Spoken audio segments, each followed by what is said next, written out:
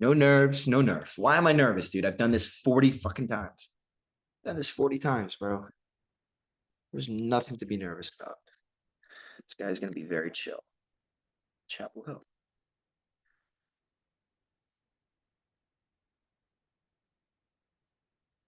Awesome. Let's make sure our mic is on. Perfect. Alrighty. Let's get her going.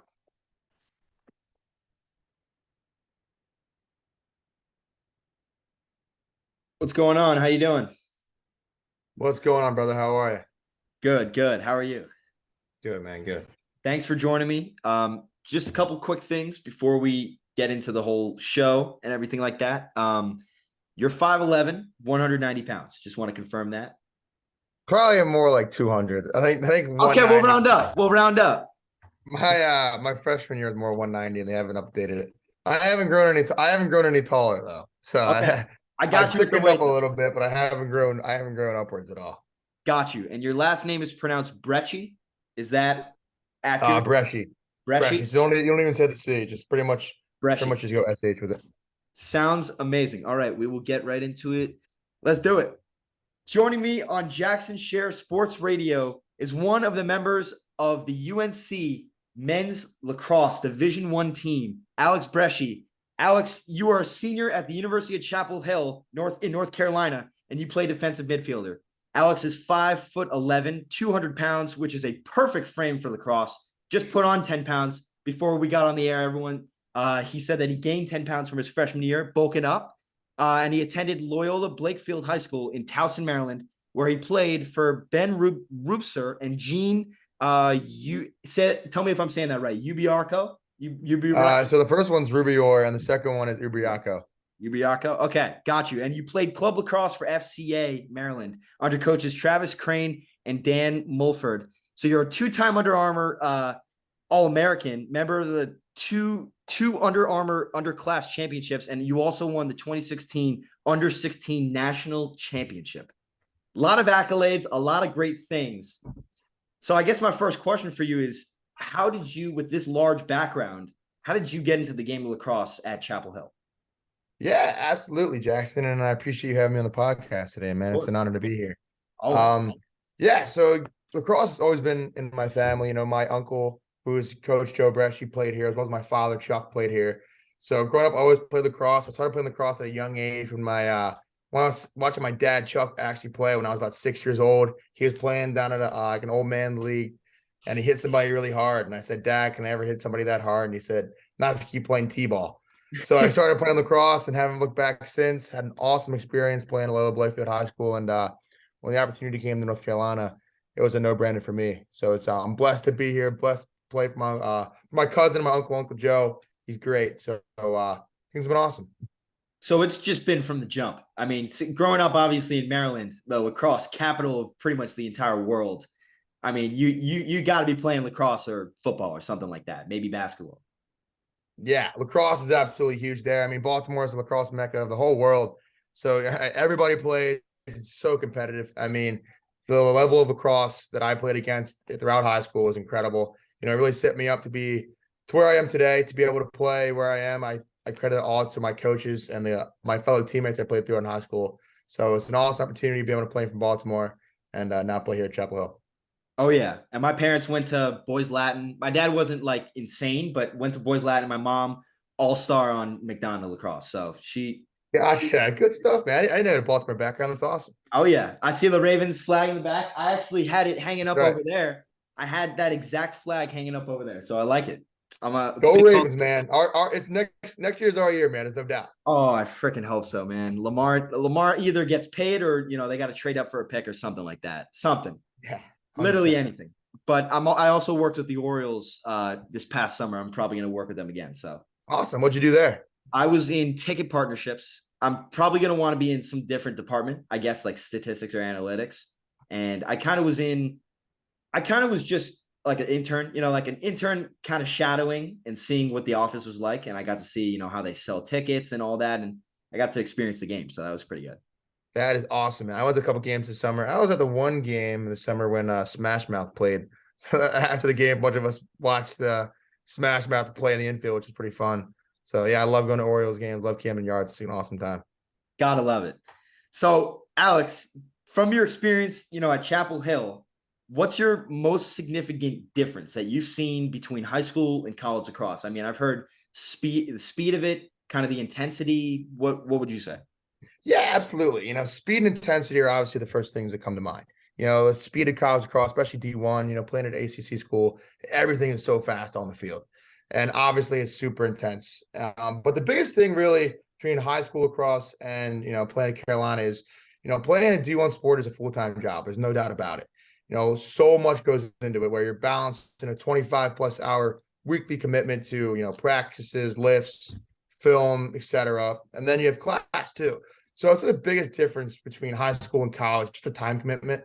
But it's a good commitment to have. It's something I'm so proud of that I get to be able to be a part of, and something that I love so much. But you got to love it. There's no doubt. If you don't love it, it makes it really hard.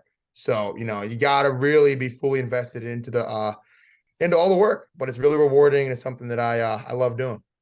I mean, how could you not like it? Is my question. You know what I'm saying? I play lacrosse, just kind of being like the star, being at Chapel Hill, being there, being a Division I player, and getting the education that you're getting, with all the perks of being a student athlete. That's something else. That's what I love, about being interviewing student athletes, is seeing all these perks that they get, for being student athletes, given like your body's your temple kind of thing, that mindset. So I definitely respect the hell out of that. Yeah, 100%. So yeah, so I guess moving to that, how about that win against Johns Hopkins? You guys, honestly, I could not believe that you guys pulled that out on the road. That's unbelievable. That was awesome, and it was just a great weekend too. Coming back home to Baltimore, we ate at two great restaurants we love going to. Later, we ate at Riley's Oysters and Sammy's Trattoria, both in Baltimore County. We actually practiced at Willa Blakefield High School on Tuesday, my alma mater, and then going to Homewood Field Tuesday night and playing was just such an awesome experience. My whole family was there. It was awesome. And then to win like that, to come back after being down in the first half, our second half, everybody was just on point, and that was electric. It was really, really fun, and I hope we keep that momentum going forward into Ohio State on Sunday. God, unbelievable. I mean, that's a great game. If folks that are obviously listening to this, go watch that game. That's a great game to watch. Go back and watch for lacrosse players out there too. So what would you say your best skill is as a lacrosse player? Good question. And I would say there's two things that I like about myself. I don't love talking about myself, but since you asked, I'll answer the question. One, I'm a hard worker. There's no doubt about it. You got to be.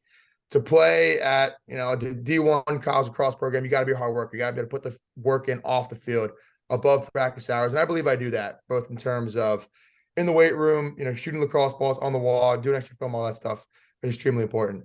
But two, I I consider myself to be a really vocal leader.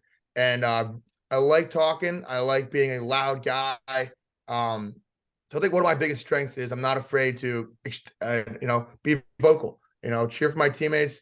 Sometimes have to get into my teammates a little bit, be supportive, whatever. But it's all out of love. And I would say my biggest strength is, being a communicative leader.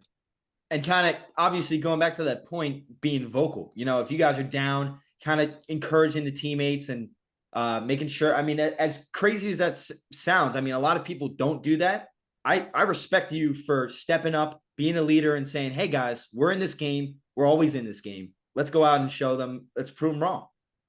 Absolutely. And the biggest thing it comes back to is just I care so much about my team and my teammates. I want the best for them. I want the best for us. I want the best for myself. And it's all about the team. It is what, that's what it comes down to, wanting what's best for the team, getting the most out of our potential and doing all that is just so important. So, having guys like Connor Marr and other guys on my team, Quentin O'Connell, who are also vocal leaders, it makes it just so great. Having a couple guys who you can really rally around is so important for a successful team. Of course. And in terms of improvement, where do you think you as a lacrosse player could improve technically and physically, whether that's like weight room? Yeah, 100%. There's always There's always things to get better at. This year, we're putting a little bit more of emphasis on getting up and out and stuff, trying to play faster game. So I think personally I can probably shoot the ball a little bit better. I want to be able to get across the field and consistently put balls in the back of the net when we get that opportunity. I played I played mostly offensive midfield in high school. I was never the best shooter, but I could still, can one here and there. So, I work on shooting the ball, weekly. So I hope that pays off, throughout the season. It should be great. Totally.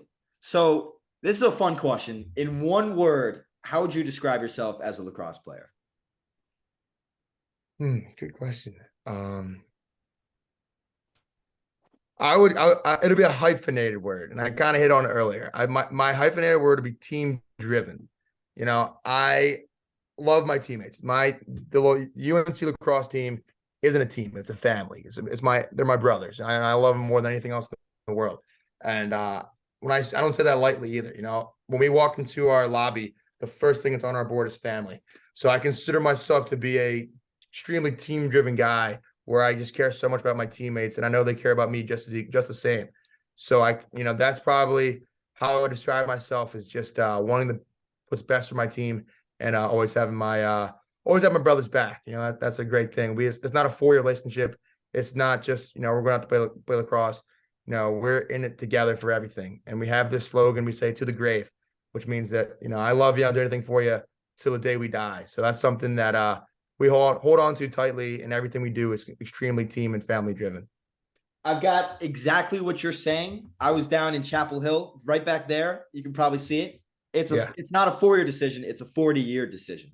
And there it is. That's what it is. I'm in the process, college process, applying out to schools. And I mean, it's that brotherhood, it's that leadership that you bring. And it's all everyone, you know what I mean? It's not just one person, it's a collective effort, if you will. Absolutely. Where are you looking for college? Definitely South. I'm definitely, looking South. Maybe UNC would probably be my top choice. NC State. What else? I got like Florida, Georgia, obviously South. I'm tired of the North. I'm out of here. You know what I mean? New York. Smart man. Yeah. The weather's great down here. There's a lot of good stuff going on down here, man. It's awesome. Exactly. Best of luck with that. Definitely. Thank you. So what game are you looking forward to the most this season? Kind of looking forward. Yeah, absolutely. Then it's a tough question because there's so many big games. I would say, I'll answer the question in general. I would say all our ACC games are going to be so important this year. We definitely struggled last season, in our ACC play. We went 1-5. So I think going into the ACC play this year, and we're playing Syracuse, Duke, Virginia, Notre Dame, we have a big chip on our shoulder, and we have a lot to prove when it comes to playing those teams this year. So I cannot wait to face those guys again. And it's almost like a revenge season where we have a lot to prove, and we're coming at them with everything we got. So I know we have some big home games, late into March and April and May. I think we played Virginia on a Friday night in Chapel Hill. I think it's like first week of April, maybe April 7th, around there. So that one, big circle on that one. It's going to be a packed house on Dorrance Field. It's going to be crazy. And we got a lot to prove, but we are a lot to gain, a lot of potential from the Tar Heels this year. So it's going to be great. That is a big game. Circle that. That is something you mark your calendar for. And in early March, I'm actually going down to visit Chapel Hill in early March, and planning around March 3rd, March through March 6th. So I know you guys have a game against Denver. I'm in the process of switching my flight. It could happen. I'm just saying, in the process of switching my flight to go from Saturday, I think, afternoon to Friday night. Possibly. I'll let you know. But either way, I'm excited. Denver at 11 a.m. and I'm really there also for the Duke game, which is that's going to be something else. That atmosphere, just the campus itself, you know what I'm saying, is going to be something else. Jackson is going to be absolutely crazy. So if you can make that happen, if you make the whole day happen, please do it. It's going to be crazy morning. 11 a.m. We play Denver. Hope we're gonna as I said earlier, we're coming with the green light. It's going to be awesome. And then there's no experience like the Duke UNC basketball games, man. It is absolutely crazy. kudos to the season last year, and we beat them twice. It was a lot of fun, and you really see how much this town cares about the Tar Heels, and you're gonna love it if you get the chance to see it. It's something special. It is everywhere. I was down at Notre Dame, the Notre Dame football game when you guys played Notre Dame. Oh my God, the spirit. You know what? Like that's what I miss. Like high school. That's what I love about college and visiting all these colleges. That school spirit, and kind of going back to the point that you made, where it's all everyone. Everyone brings some sort of slice, or to the pie, if you will, like to the whole pie. Everyone's got their own particular slice, and they all contribute. Yeah, definitely. I mean, especially a town like Chapel Hill, where the entire town is built around the school. I mean, that the fire trucks are Carolina blue. It's wild. So yeah, it's a great experience, and it's a huge Tar Heel community. It's awesome. Totally. So kind of getting back to how you got to this point, what was your recruiting process like? Can you take me through obviously the steps and playing club lacrosse and then going here and to Chapel Hill? Yeah, absolutely. So, I was, as I said before, I was fortunate enough to grow up in Baltimore, where we have an extremely high level of lacrosse. And I was playing for the current Ohio State defensive coordinator, Travis Crane. He coached me throughout middle school and into high school, and he really did a great job preparing myself and my teammates, for college lacrosse. But when I committed, it was before the rule changed. So I was a freshman in high school. It was early. It was freshman fall. I think it was October. And my recruiting experience is probably different than anybody else that's ever been recruited, because my Uncle Joe recruited me. So the head coach of the UNC lacrosse team is my Uncle Joe. So, it was great. My family and I would come down to Chapel Hill, go see my Uncle Joe, my Aunt Julie, my four beautiful cousins, Sammy, Abby, Lucy, and Emily. We'd all see them, have some family dinner, and then I'd go play lacrosse, go do some camps. He would see me play. And when the opportunity came, when he offered me, it was an absolute no-brainer. I committed right on the spot at dinner. He asked me if I wanted to be a Tar Heel, and I said yes, and haven't looked back since. Hell So yeah. that's a probably different process than most people, I would say, but it's one that I'm so fortunate that happened, and so grateful to be where I am today. Totally. And that actually goes right into my next question. I mean, that title that you now have, being able to say that you're a Division I lacrosse player at the University of North Carolina is unbelievable. You know what I'm saying? Like, not a lot of people can say that they play Division I lacrosse, because there's obviously D2 and D3, but it's really hard to play at that high level. So I applaud that. I really do. Well, I appreciate that, man. I really do. And it's a lot of hard work, but as I said before, it's an extremely rewarding experience. You meet some incredible people, and it's been nothing short of absolutely awesome. And connections for life. So, that's very important. So, do you want to possibly make it bigger? Possibly going to the PLL, or are you not even thinking about that? Are you trying to go in lacrosse professionally, or are you trying to go somewhere else? Yeah, so I mean, we'll see what happens. So I'm in my senior year right now, and I get a fifth year next year. Mhm. But I would 100% say my current goal is to win a national championship here at UNC. Oh yeah. Above, also, be the best teammate I could possibly be, grow tighter with my brothers and everything like that.